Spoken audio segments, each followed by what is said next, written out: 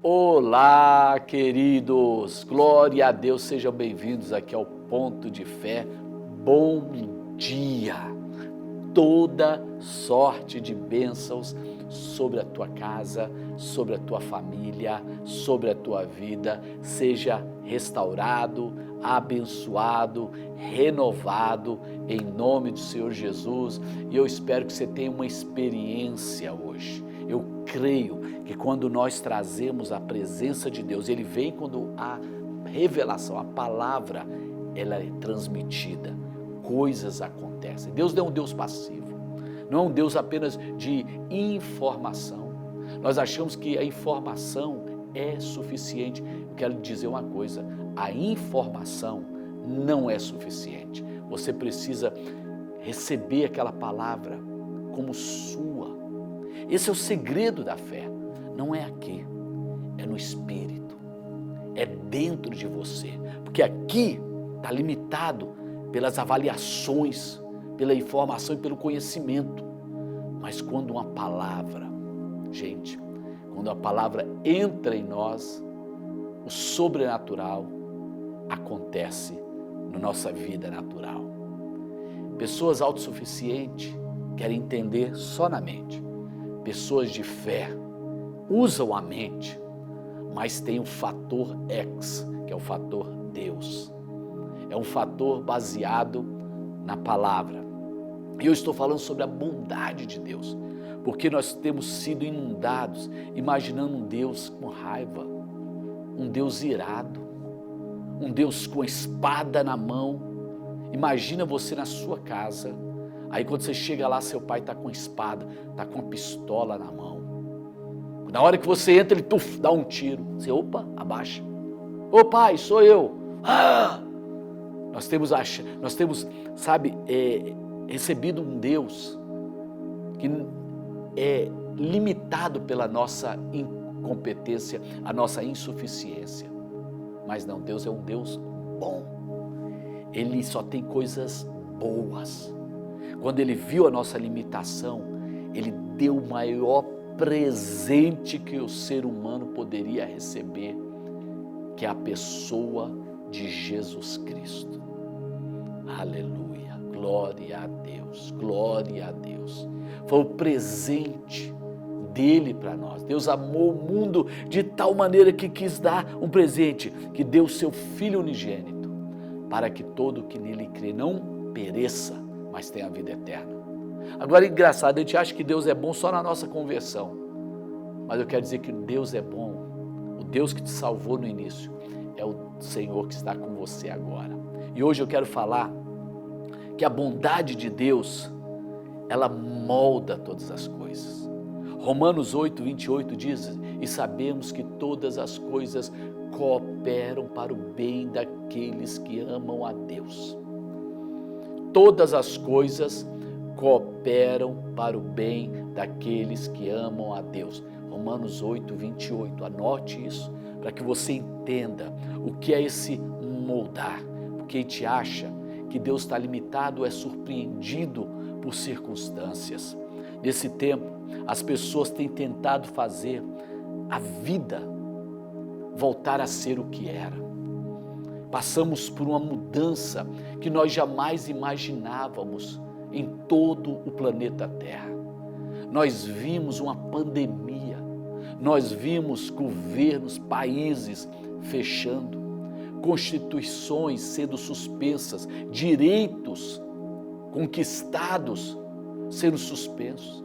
Nós vemos um órgão chamado OMS, influenciando, entrando nas nossas vidas. E muitas pessoas, depois desse processo, estão tentando fazer a vida voltar ao que era. Mas preste atenção, Deus, Ele está nos movendo para algo melhor. Como assim? Porque a bondade de Deus, ela não é surpreendida pelas crises, pelas dificuldades. Deus sabe o processo da humanidade e Ele tem algo reservado para você. Isso acontece como? Quando é que nós somos direcionados?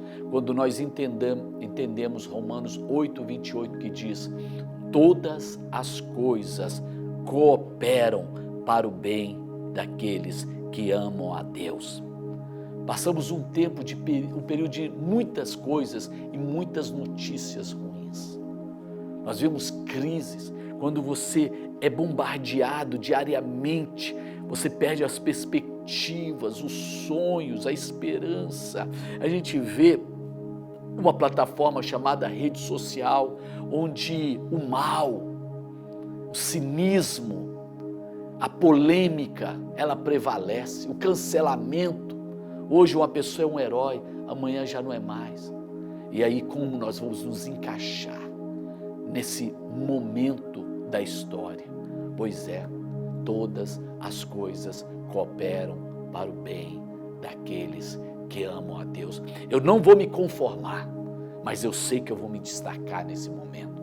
Eu não vou simplesmente me render, eu vou prevalecer nesse momento. É isso que é o nosso Deus, querido. Muitos foram destruídos, mas quem crê sabe que a crise vai projetá-lo. Como?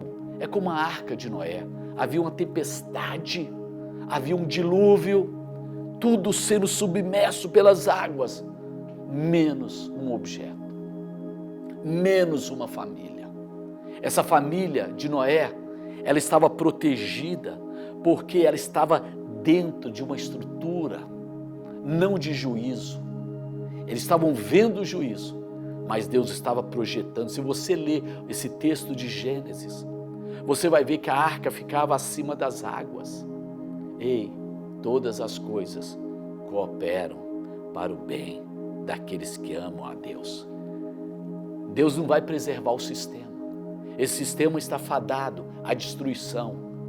Mas eu quero dizer que Deus, no meio da destruição, no meio da crise, no meio das dificuldades, Ele tem um ambiente diferente para você. Vamos continuar? Ele não é a causa de todas as coisas. Ele não causa doenças, tragédias, coisas negativas, mas Ele faz com que essas coisas se alinhem e que coloque o projeto dele e fala: meu Deus, no meio disso tudo, no meio dessa tragédia toda, por isso que eu falo para as pessoas, quando uma tragédia vem, eu falo: não se nivele, não se conforme à dor do desespero, tenha uma dor de dignidade. Não entre num ambiente de total desesperança. Quantas vezes eu vou em sepultamento, ali eu vejo alguns públicos, totalmente desesperado, por muitas razões, mas outros que enxergam a eternidade. Tem a dor da separação, mas tem a dignidade e a fé do propósito. Naquele momento, eles se colocam nos braços do Pai. Sabe que a Bíblia fala? Aquele que habita no esconderijo do Altíssimo, à sombra do Onipotente. Gente, não temerá.